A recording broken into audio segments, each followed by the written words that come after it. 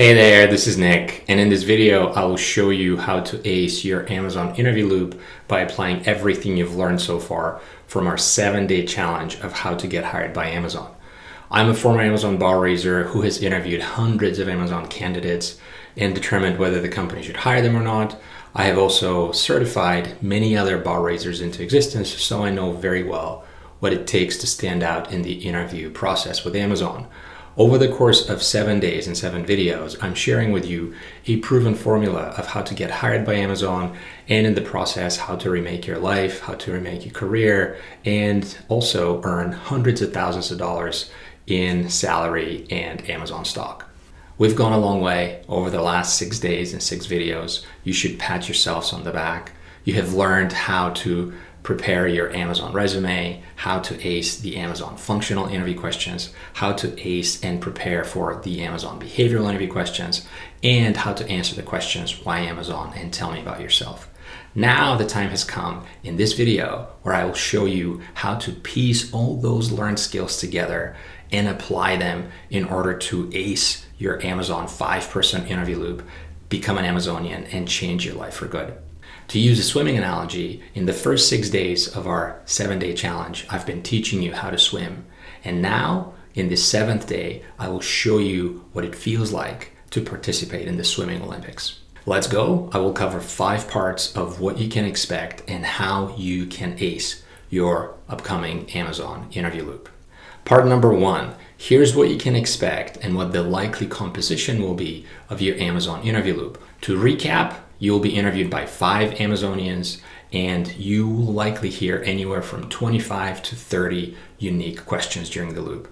The number 1 question theme will undoubtedly be behavioral accomplishment questions. You can expect roughly 40% of the questions to be behavioral accomplishments. The second big theme will be behavioral failure questions. Roughly 25% of your question load will likely be failures. The third question theme will be functional/role-playing questions. Another 25% of the questions you'll get will likely be functional questions. And the fourth and final category would be miscellaneous catch-all questions. Those will be maybe 10% of the questions you'll get. And these questions include things like, tell me about yourself, why Amazon, and other smaller questions where, for example, you will be expected to ask questions of your interviewers. Part 2 of how you can ace your Amazon interview loop is that you should ask Amazon to split your loop over 2 days if possible. That's very important because of 2 reasons. 1, you will not have to go through a 5-hour marathon of answering behavioral and functional Amazon questions, which will be challenging for sure. Instead, you will split that load over 2 separate days of maybe 2 hours on one day and 3 hours on the other day, and you can keep your energy level higher across your performance. But the second and more important portion of why it helps to break your interview loop over 2 days is because the way Amazon evaluates your performance is that an interviewer cannot see how anybody else has voted until they vote first themselves with a higher or a no hire recommendation. So hypothetically, imagine that you fail your first day interviews, and let's say everybody gives you the thumbs down. In this case, let's say on day 2, you pick yourself up and you have a wonderful performance, and all the day 2 interviewers give you a higher recommendation.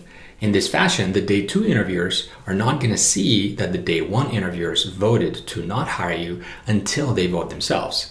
And therefore, during the debrief, the hire interviewers will be able to convince the no hire interviewers to hire you. So effectively, by interviewing over 2 days, you get 2 bites at the apple, and you have an insurance day if something should happen on day 1 to throw you off kilter. Part 3 of how to ace your Amazon interview loop is to treat every interviewer as a bar raiser.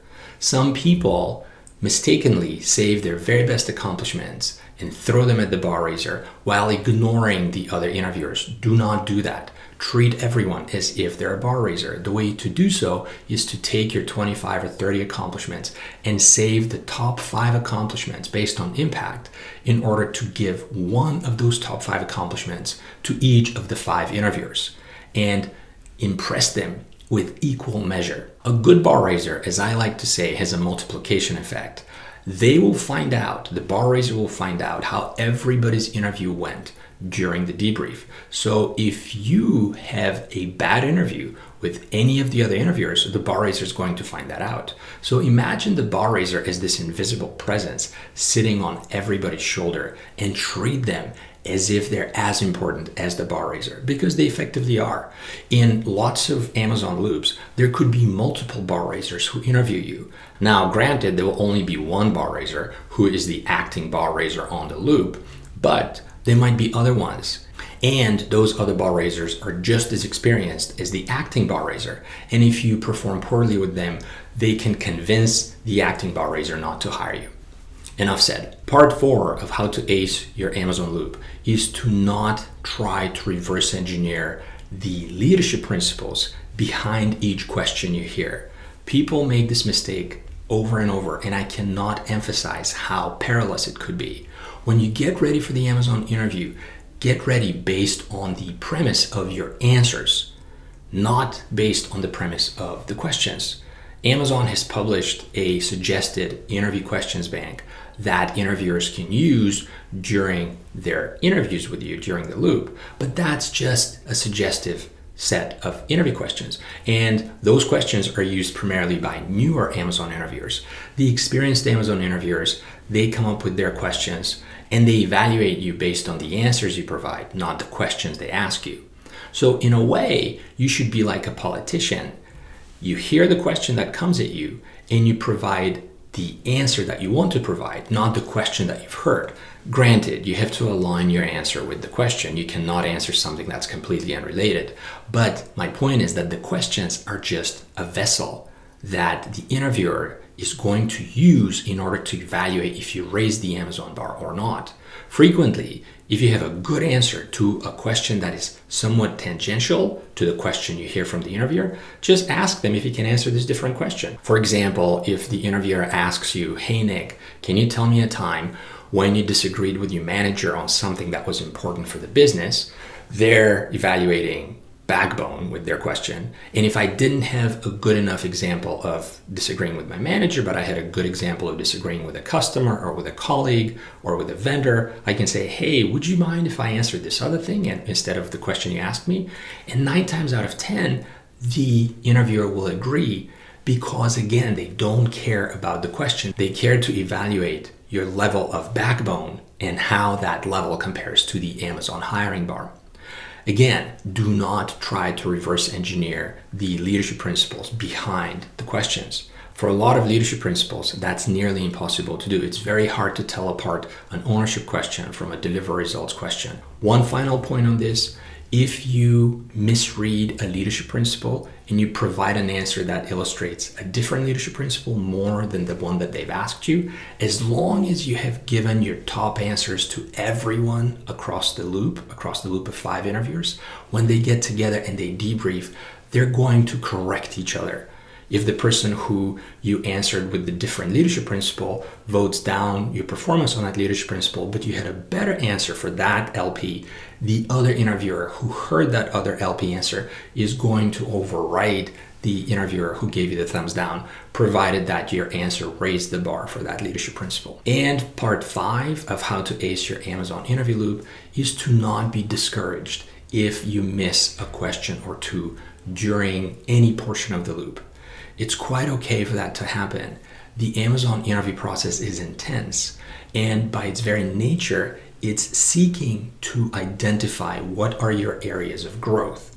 If an Amazon interviewer goes to the debrief and states that Nick did not have a single weakness and it's all strengths and I'm voting 2 thumbs up to hire him, that type of feedback is considered lazy feedback, and effectively it's null and void, because the method that Amazon evaluates candidates with is to take a look at their strengths versus their weaknesses, put that on the scale, and evaluate if the risk of hiring the candidate is outweighed by the benefit of hiring the candidate by getting access to their strengths. So it's quite okay to miss a question or two. Do not let that alarm you. Do not let that throw you off your game. Just dust yourself off and move on to the very next question. What this means when you prepare is that you should have a good, even, solid performance over all of your 25 or 30 answers that you've prepared. People who polish 2 or 3 answers to 100% perfection and have other answers not at a similarly high quality, they tend to flame in the Amazon interview. You do not need to be perfect across the board. The very nature of the Amazon interview process is not going to allow you to do that. So it's okay to take your lumps. As long as your strengths on balance exceed your weaknesses, you will put in a very strong candidacy and consideration to be hired by Amazon. All right, this takes us to the very end of our 7-day challenge to get hired by Amazon.